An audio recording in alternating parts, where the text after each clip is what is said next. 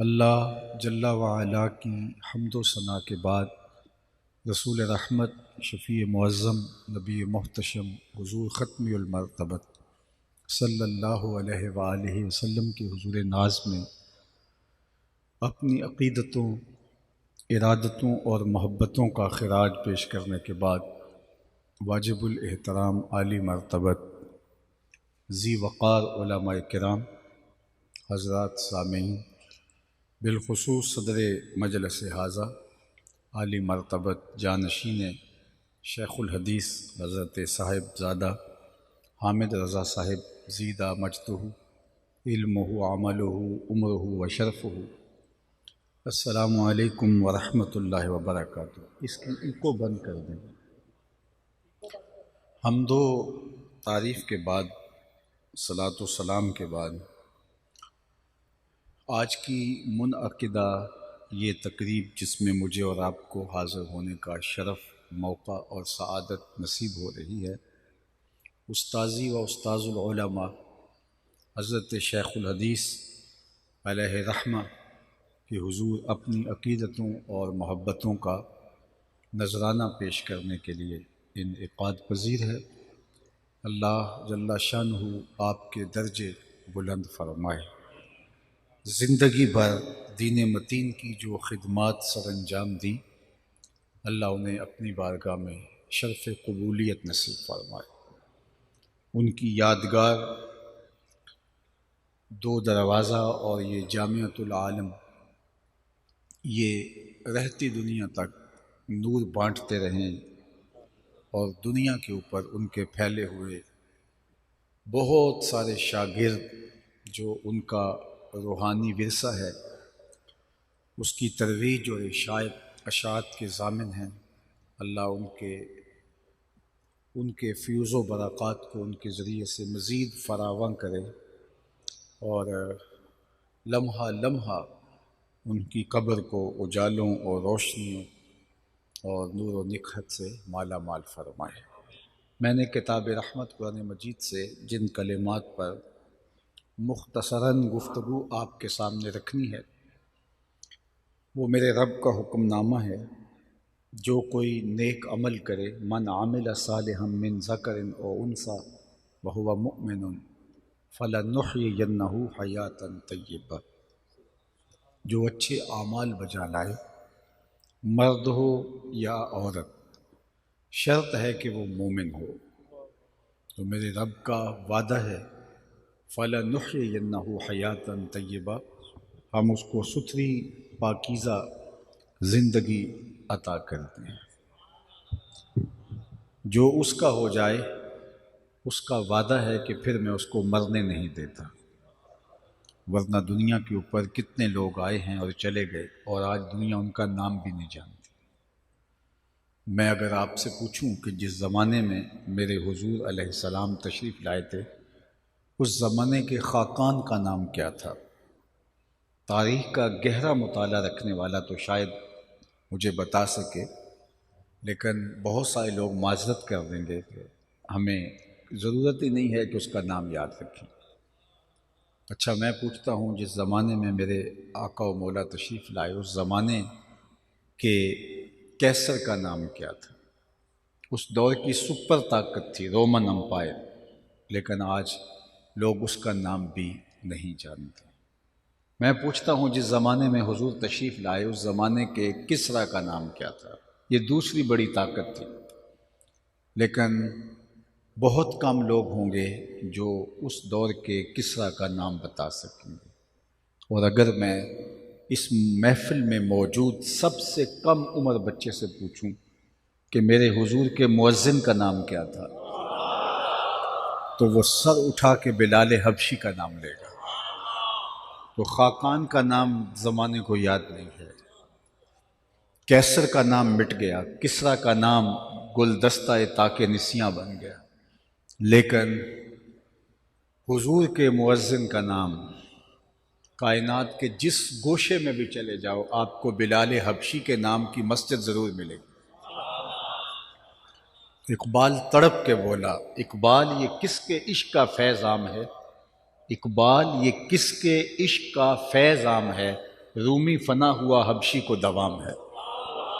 رومی شہنشاہ کا دنیا نام بھی نہیں جانتی، لیکن بلال حبشی کا نام سینوں میں لکھا ہوا ہے۔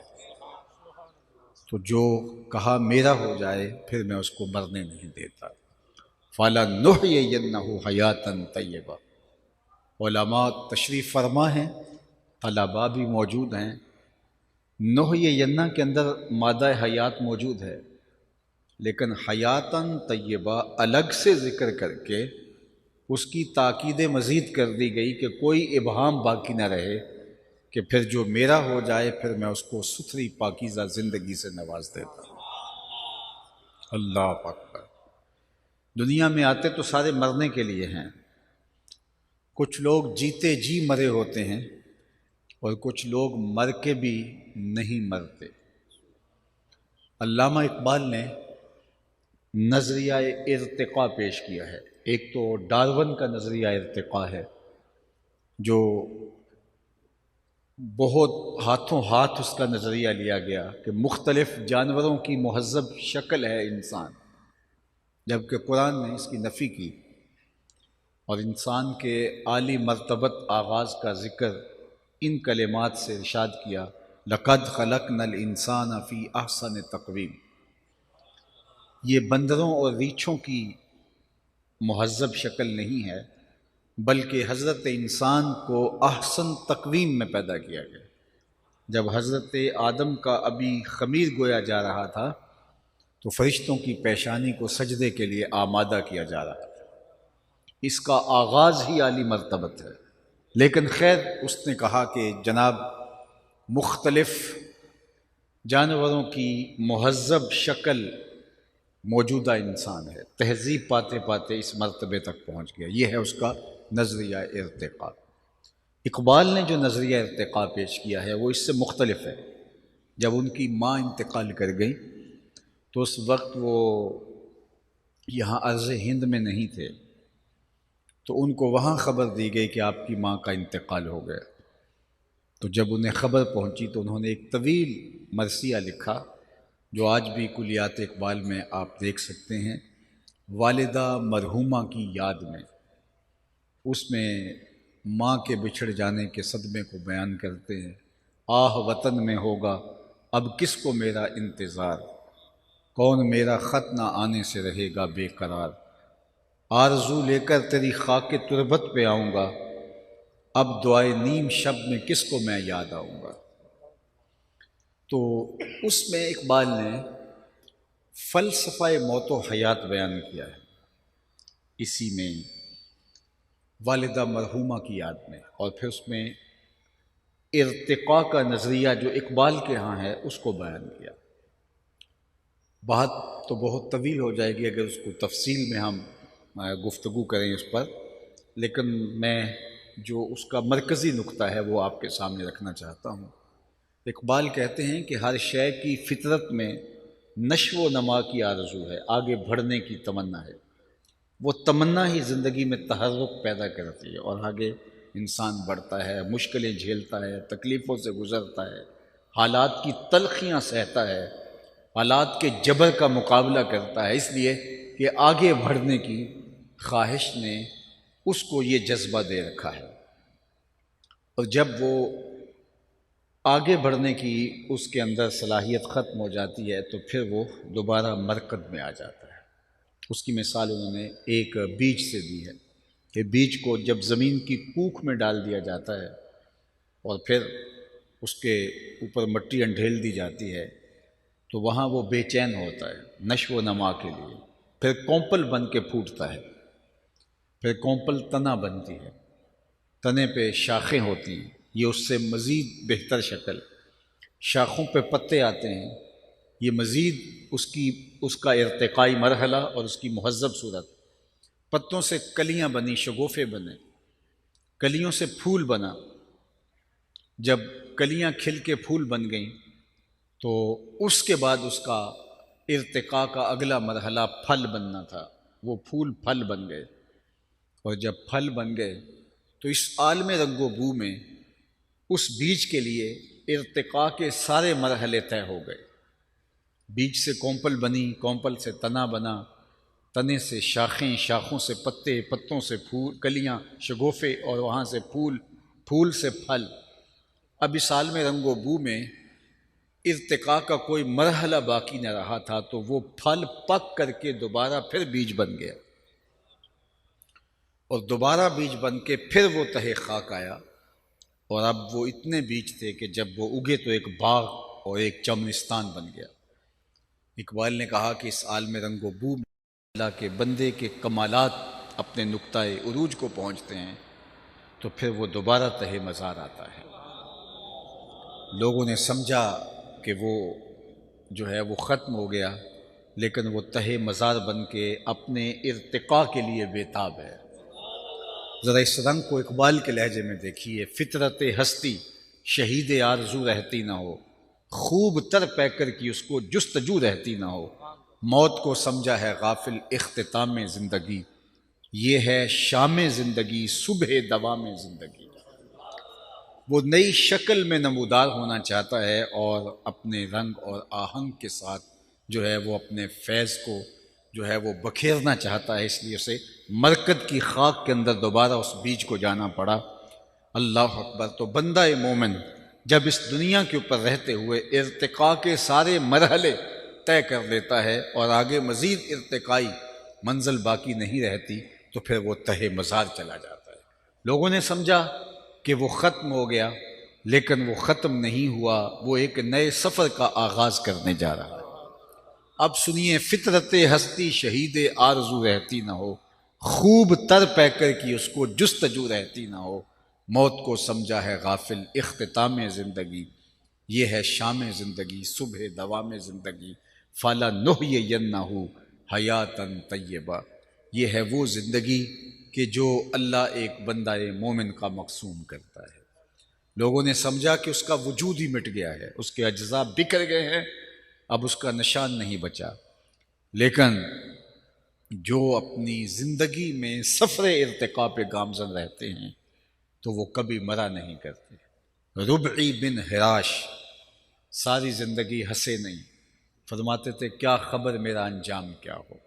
جلیل القدر تابعی ہیں، امام سیوطی نے لکھا، الروض الانف کے اندر امام سہیلی نے لکھا، حضرت قاضی ایاز مالکی اندلسی علیہ رحمہ نے شفا میں لکھا، اور اسی کو ابو نعیم الاصفہانی علیہ رحمہ جو 4 صدی کے مجدد بھی ہیں اور محدث بھی، انہوں نے بھی حلیہ میں لکھا کہ وہ ساری زندگی نہیں مسکرائے، وہ فرماتے تھے کیا خبر میرا انجام کیا ہوگا۔ خیر موت تو آنی تھی۔ ایک دن جب پیغام اجل آیا اور وہ آغوش موت میں اتر گئے تو ان کے بھائی کا نام تھا ربیع بن حراش، تو وہ غسال کو بلا لایا، کہا میرے بھائی کا انتقال ہو گیا ہے تو تم اسے ذرا غسل دو۔ تو غسال جب غسل دینے کے لیے داخل ہوا تو فوراً باہر پلٹ آیا، کہا اتنی جلدی؟ کہا یار تیرا بھائی بڑا عجیب ہے۔ کہا کیا ہوا؟ کہا نحن نغتسلہ وہو یتبسم، ہم اسے غسل دیتے ہیں وہ آگے سے مسکراتا ہے۔ اللہ اکبر! نشان مرد مومن بات گوئم، چوں مرگ آئے تبسم بر لب اوست۔ اقبال نے کہا آ تجھے اللہ کے بندے کی نشانی بتاؤں، جب موت آتی ہے تو اس کے چہرے پہ مسکراہٹ ہوتی ہے۔ اللہ اکبر! چونکہ اس نے کامیاب زندگی گزاری ہے اور یہ لمحہ اس کے لیے خوشخبری ہے۔ تحفۃ المومن الموت کا یہ عملی ظہور ہے۔ اوروں کے لیے تو موت بھیانک ہوتی ہے، لیکن جنہوں نے اپنی زندگی اللہ کے نام وقف کر دی، اس کے نام لگا دی، تو پھر یہ موت ان کے لیے ایک بھیانک منظرنامہ نہیں ہے بلکہ یہ تحفہ بن جاتی ہے۔ حضرت ابراہیم علیہ السلام کی خدمت میں اسرائیل حاضر ہوئے قبض روح کے لیے، تو پوچھا کدھر آئے ہو؟ کہا قبض روح کے لیے۔ کہا عجیب بات ہے، رب مجھے اپنا خلیل بھی کہتا ہے اور تجھے قبض روح کے لیے بھیج دیا، کبھی ایسا بھی ہوا ہے کوئی یار بھی یار کی موت چاہے؟ وہ مجھے خلیل کہتا ہے اور تجھے قبض روح کے لیے بھیجا، کوئی یار بھی یار کی موت چاہتا ہے؟ کہا میں تو حکم کا پابند ہوں، جا کے بارگاہ عزتی میں عرض کر دیتا ہوں۔ جبریل حاضر ہوئے، کہا مالک تیرے خلیل کے پاس گیا تھا، یہ پیغام ہے تیرے نام۔ تو کہا میرے خلیل کے پاس پھر جاؤ، میرا سلام دو اور کہنا کہ کبھی ایسا بھی ہوا ہے کوئی یار یار کو بلائے اور وہ ملنے بھی نہ آئے تو روح بے چین ہوگی. کہا دیر نہ کر ابھی قبض کر دے. تو پھر موت بھیانک نہیں ہوتی، موت تحفہ بن جاتی ہے. اور شیخ سعدی شیرازی نے تو یہاں کمال کر دی. کہا جب دنیا پہ تو آیا تھا تو تو روتا تھا، یہ ہنستے تھے. زندگی ایسے گزار کہ تو ہنستا ہوا جائے، یہ روتے رہ جائے. یہ نہیں کہ روتا آیا تھا روتا ہی چلا جائے. جب بچہ پیدا ہوتا ہے تو پیدا ہوتے ہی جو اس کا چیخنا ہے، اس کا رونا ہے، یہ اس کی زندگی پہ دلالت ہے کہ یہ زندہ پیدا ہوا ہے. جب تک بچہ روتا نہیں ہے، چیختا نہیں ہے، ماں باپ پریشان ہوتے ہیں، پتہ نہیں گوشت کا لتھڑا زندہ ہے یا مردہ ہے، تو اس کا رونا جس کو عربی میں استحلال کہتے ہیں، وما اہل بہ لغیر اللہ، یہ بھی یہی سے نکلا ہے. اند ذبح جو پکار اٹھتی ہے وہ اللہ کے علاوہ کسی اور نام کی نہیں ہونی چاہیے. اگر کسی نے بسم شیخ عبد القادر پڑھ دیا اور جانور ذبح کر دیا، حرام ہو جائے گا. بسم محمد پڑھ کے ذبح کر دیا، حرام ہو جائے گا. 11ویں کا ہو، 12ویں کا ہو، عقیقے کا ہو، ولیمے کا ہو، ذبح کرتے ہوئے اللہ کا نام لیا جائے تو حرام نہیں ہوگا. اللہ اکبر. تو وہ جو آواز اٹھتی ہے اس کو استحلال کہتے ہیں. بلکہ حضور سے پوچھا گیا کہ حضور جب بچہ پیدا ہوتا ہے تو روتا کیوں؟ طبرانی نے موجم میں لکھا.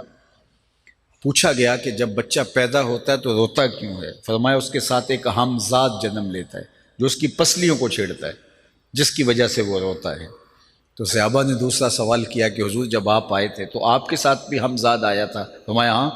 تو کہا کہ اس نے تو آپ کو کوئی اس طرح کی چیز نہیں کی. تو فرمایا اس نے کیا چھیڑنا تھا؟ اس کی نظر میرے چہرے پہ پڑ گئی. فلما رآنی اسلم، جب اس نے مجھے دیکھا اس کے لبوں پہ کلمہ جاری ہو گیا. جواہر البحار،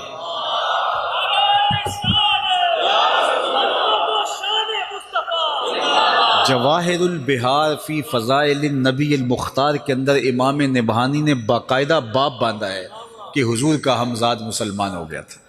دیکھنے والے کہا کرتے ہیں اللہ اللہ، یاد آتا ہے خدا دیکھ کے صورت تیری. اللہ نے حضور کا جمال ایسا بنایا تھا جو دیکھتا وہ پکار اٹھتا کہ یہ اللہ کے رسول ہی ہو سکتے ہیں. کہا اس نے کیا چھیڑنا تھا مجھے؟ فلما رآنی اسلم، جب اس کی نظر میرے جمال نور پہ پڑی تو اس کے لبوں پہ کلمہ جاری ہو گیا. اللہ اکبر. تو وہ ہمزاد پسلیوں کو چھڑتا ہے تو بچہ روتا ہے. رونا زندگی پہ دلیل ہوتا ہے. ماں باپ خوش ہو جاتے ہیں، مبارکیں دیتے ہیں، مٹھائیاں بانٹتے ہیں. شیخ بولے جب تو آیا تھا تو روتا تھا اور یہ ہنستے تھے. ایسے زندگی گزارنی ہے کہ تو ہنستا ہوا جائے اور یہ روتے رہ جائے. اللہ اکبر. تو اصل تو ہمارا انجام ہے. انما الاعمال بالخواتیم، جس طرح انما الاعمال بالنیات، یہ بھی روایت ہے انما الاعمال بالخواتیم. اعمال کا دار و مدار تو حسن خاتمہ پہ ہے. رنگا رنگ سہیلیاں پرن کڑے، پر پریا اوسدا جانی ہے جس طرح توڑ چڑھے. کتنے لوگ ہیں جو مرتبہ کمال تک پہنچے ہوتے ہیں، آخر میں آ کے لڑک جاتے ہیں. آج ہم اپنی آنکھوں سے نہیں دیکھ رہے. کتنے کتنے لوگ ہوتے ہیں لیکن ان کا انجام دیکھو کتنا عجیب ہو جاتا ہے.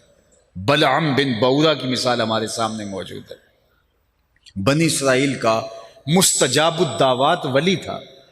جب ہاتھ پھیلا کے دعا مانگتا تو منہ پہ ہاتھ بعد میں آتے، قبولیت پہلے ہو جاتی. اتنا مستجاب الدعوات تھا. لیکن پھر اسی کے بارے میں کہا گیا مثلہ کمثل الکلب، اس کی مثال کتے کی مثال ہے. زبان لٹک گئی تھی، زمین چاٹتا تھا مستجاب الدعوات اور اللہ کا ولی تھا، لیکن انجام بہت برا ہوا. اسی لیے میاں صاحب بولے پڑھنے اتے مان کرینا تے نہ آکھی میں پڑھیا، او جبار کہار صداوے متا روڑ دے وے دودھ کڑیا. جب تک یہ یقین نہیں ہو جاتا کہ میرا انجام کیا ہے اس وقت تک دھڑکا لگا رہے. ابو العالیہ جلیل القدر تابعی ہیں. بخاری اٹھائیے کتاب الایمان. حضرت ابو العالیہ فرماتے ہیں کہ میں 30 اصحاب پیغمبر سے ملا. حضور کے 30 اصحاب سے میری ملاقات ہوئی ہے. 30 اصحاب سے میری ملاقات ہوئی اور میں نے ہر ایک کو فکر مند دیکھا. سب کہتے تھے انجام ٹھیک ہو جائے. اللہ اکبر. آج تو ہم سمجھتے ہیں ہم بخشے ہی ہوئے ہیں، لیکن وہ جنہوں نے حضور کو دیکھا، حضور کی صحبت میں رہے، اللہ اکبر، وہ بھی ڈرتے تھے. جن کو حضور نے کہا بشارت دی جنت کی، وہ بھی اینٹ اٹھاتے ہیں اور پھر نیچے رکھتے ہیں تو کہتے ہیں کاش کہ میں اینٹ ہی ہوتا. چڑیا کو بیٹھے دیکھتے ہیں حضرت ابوبکر رضی اللہ تعالیٰ عنہ، وہ ایک شاخ سے دوسری شاخ پہ جاتی ہے تو کہتے ہیں واہ چڑیا کہ کیا موج ہے، ایک شاخ سے دوسری شاخ پہ چلی جاتی ہے اور تیرا حساب بھی نہیں ہوگا، پھنسے تو ہم ہیں جن کا حساب ہوگا، ہمارے پلے کوئی عمل نہیں، اور ہم سمجھتے ہیں جنت کے ٹھیکیدار ہم ہیں۔ تو کہتے ہیں 30 اصحاب سے ملا ہوں، 30، ہر ایک کو میں نے ڈاڈا فکر مند پایا ہے اپنے انجام کے حوالے سے۔ حضرت بایزید بستامی سے ایک بڑھیا نے کہا تھا، حضرت ایک مسئلہ پوچھنے آئی ہوں، پوچھئے۔ کہا آپ کی داڑھی اچھی ہے یا میرے گدھے کی دم اچھی ہے؟ یہ کوئی مسئلہ مجھے پوچھے پھر جانے کہاں پائے۔ لیکن بایزید رو پڑے، کہا بڑھیا تیرے سوال کا جواب فی الحال میرے پاس نہیں ہے، یہ تو میں مرنے کے بعد ہی بتا سکتا ہوں۔ حضرت بایزید کا 72 سال کی عمر میں انتقال ہوا، بڑھیا کو خواب میں ملے، اس نے کہا میرا سوال وہیں کھڑا ہے، تو کہا اللہ کا شکر ہے میرا خاتمہ ایمان پہ ہو گیا ہے، لہٰذا تیرے گدھے کی دم کو میری داڑھی سے کیا نسبت ہو سکتی ہے؟ اس نے کہا بتائیے آپ کے رب نے آپ کے ساتھ سلوک کیا کیا؟ تو حضرت بایزید کہ جب میں مالک کے حضور پیش ہوا تو مالک نے کہا اے بوڑھے بتا میرے پاس کیا لے کر آیا ہے؟ تو میں نے جواباً عرض کی مالک بادشاہوں کی چوکھٹ پہ جب فقیر آئیں تو بادشاہ یہ تو نہیں پوچھتے کہ کیا لے کر آئے ہو، فقیروں سے تو یہی پوچھتے ہیں کیا لینے آئے ہو۔ میں لے کر کچھ نہیں آیا، تیری رحمت کا سوالی بن کے آیا ہوں، اللہ نے بغیر حساب کے میری مغفرت فرما۔ تو ربی بن حراش ساری زندگی نہیں مسکرائے، فرماتے تھے کیا خبر میرا انجام کیا ہوگا۔ آخری وقت ہوا، کہا تیرے بھائی کو غسل دینے داخل ہوئے، بڑا عجیب شخص ہے، نحنو نغتسلہ وہو یتبسم، ہم اسے غسل دیتے ہیں وہ آگے سے مسکرا رہا ہے۔ کہا میرے بھائی نے قسم کی تھی جب تک اچھا انجام نہیں دیکھوں گا مسکراؤں گا نہیں۔